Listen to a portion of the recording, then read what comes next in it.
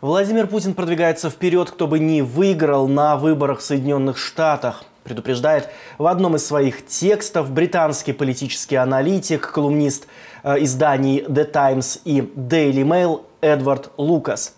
Что нужно сделать жителям европейского континента, чтобы не проиграть в противостоянии с путинской диктатурой? Об этом мы поговорим с самим политическим аналитиком. Эдвард Лукас с нами на связи. Mr. Lucas, happy to see you here. Thank you for accepting our request. Well, good. Hello, spasibo. Mr. Lucas, my first question. The representative of Biden's administration, of Trump administration, new Trump administration, are suggesting that the war should be frozen, the war in Ukraine should be frozen at the presenting front lines. Is it feasible? And my second question, if the war is frozen, how to prevent Vladimir Putin from attacking Ukraine again? I think we need to be careful not to take the rhetoric of the election campaign literally. It's easy to say, I will fix this war in a day. Doing it will be much harder. I think we also need to remember that the Biden administration's policy has been disastrous, supplying help too little, too late, too many caveats. And this has come at an enormous cost to Ukraine, and Ukraine is slowly losing. So it's good to have a rethink of dealing with these issues.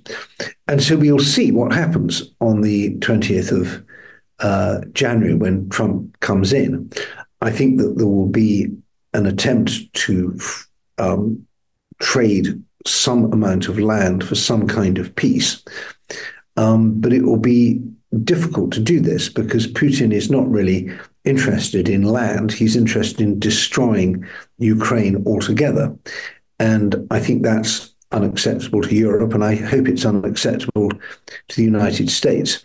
But I also think this will not actually be the top priority for the Trump administration. I think that they have a number of other very burning issues to deal with, and we may have to wait longer than we think to see a clear picture of what the policy and what the approach is going to be. But do you think that the very idea of freezing this war is workable? And don't you think that if Vladimir Putin just wants to destroy all of Ukraine, any ceasefire will be just used to rearm Russia and to prepare for another war? Well, as I just said, I think Putin's real aim is to destroy Ukraine, not just to gain some territory from Ukraine. I think he also has bigger ambitions towards all of Europe. And so there will be a conflict between Putin's ambitions, Ukraine with a firm promise of speedy admission to NATO, with Western countries' boots on the ground to secure the ceasefire, and the loss only of the Donbass territories. That would be, I think, something that many Ukrainians would find acceptable. At the other extreme, I can imagine the conflict frozen on the current ceasefire line with no real security guarantees, and the remilitarization of Crimea happening as a result of the ceasefire, which means that Odessa becomes very vulnerable, and within a few months or maybe a year or some other short period, Russia comes back, attacks again, and succeeds in destroying Ukraine. So those are, if you like, the two extreme outcomes, and we will see where we end up somewhere in between them. I'm not as pessimistic as the Democrats are, who say in America this is going to be the end of Ukraine and the end of European security. But I'm not completely optimistic either, because I think that America genuinely has to worry about other things. They really have to worry about China. And Ukraine has bought us time in Europe at enormous cost, and we've wasted that time. We have not developed our own military industries. We have not developed our own security, and we have not got ready to bear the burden of supporting Ukraine, which we should do. And that's ultimately our fault in Europe. It's not the Americans' fault. You said that the Europeans owe Ukraine for buying time to rearm, but also the Europeans promised to reconstruct Ukraine and to rebuild it after the war. Do you see this political will in Europe to help Ukraine to restore itself after the war and to join the European Union?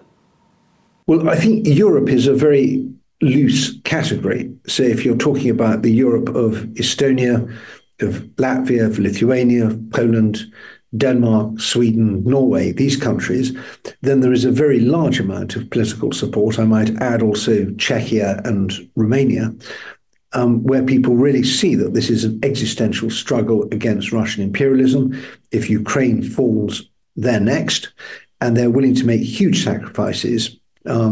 Notably, the Baltic states have given a very large amount of their, and have let Ukraine be broken, and they have to fight Russia on less favourable terms.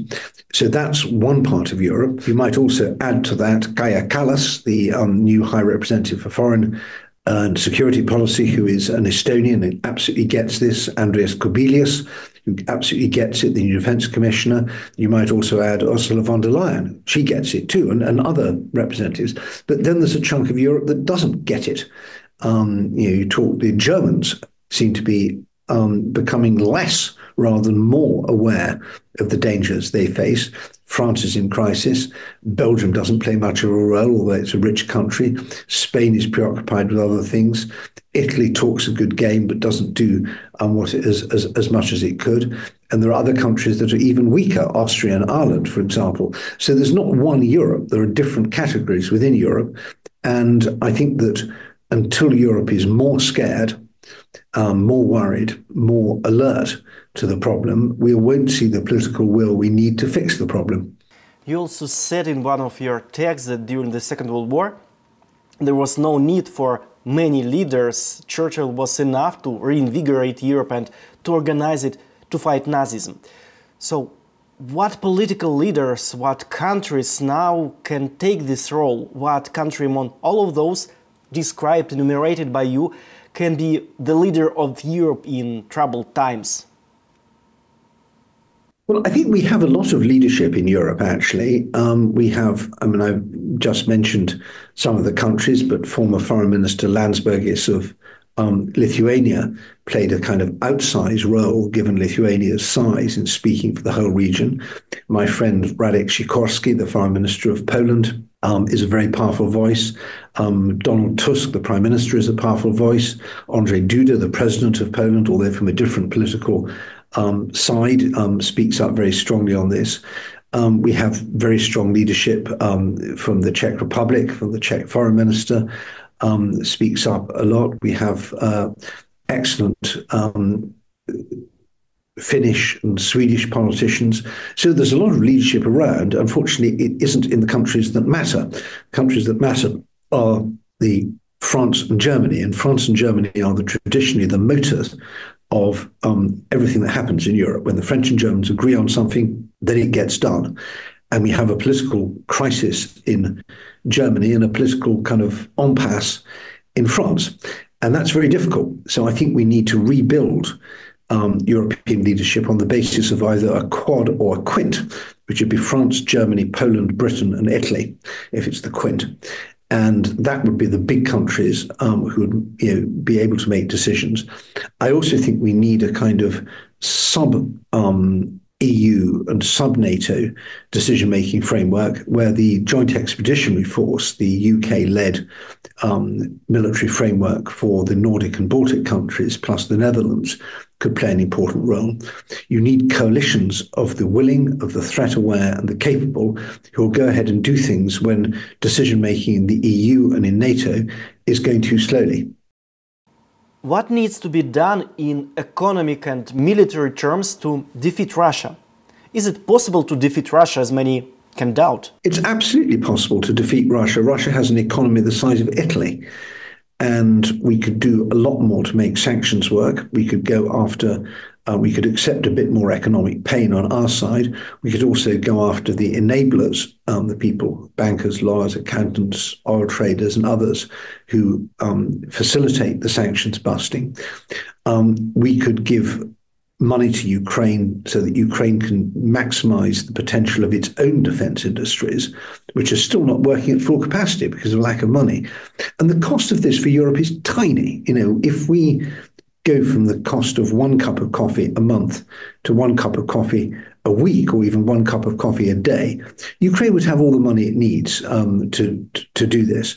And the contrast between this trivial cost of supporting Ukraine and the amount we will have to spend on defense if Ukraine loses, when we'll be talking not 2%, not 3%, but 4 or 5%, or 6 or 7% of GDP, which was what we were spending in the Cold War era. It's a bargain to support Ukraine now and to do that.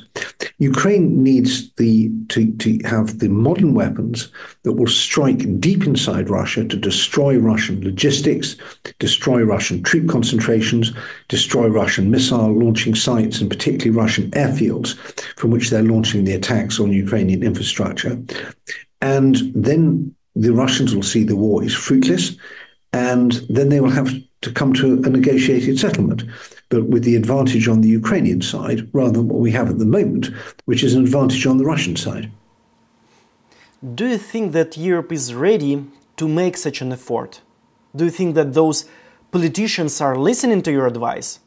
So we have heard this advice about giving Ukraine appropriate weapons for more than 2 years now, but why they don't listen?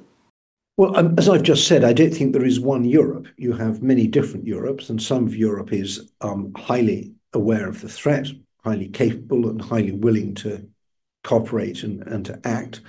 And other parts of Europe are not at the moment willing to do this. I don't like the metaphor of a wake-up call. I don't think there's going to be some kind of white ship that suddenly comes and saves the east of Europe from the threat it faces from Russia. This is a kind of lazy metaphor. Everybody needs to do more. Everybody needs to think much harder about what sort of sacrifices they're willing to make. And there is no country in Europe which I would say is actually operating to the maximum. But we also need to think about our economic strength, our competitiveness. One of the striking things is that America is this giant economic locomotive. Europe looks like an economic museum. And so now would be a great time to look at the Draghi report and say, what can we do to get European growth up, to innovate, to use the extraordinary progress that's been made in Ukraine to boost our own defense industries and our own defense capacity. This is the defense equivalent of Silicon Valley on our doorstep, the advances in drone technology and electronic warfare tactics and so on. Europe is failing to take advantage of that. We're still stuck in the sleepy old ways of 10 years ago. What is your prognosis about the Russian regime? How it will evolve and how it will eventually fail? And if whether anybody is thinking about transforming Russia into a peaceful country? I think that Russia is going to remain difficult for some time, and it's a mistake to think that our problems are the problems of the personality of Vladimir Putin. Our problems with Russia predate Putin.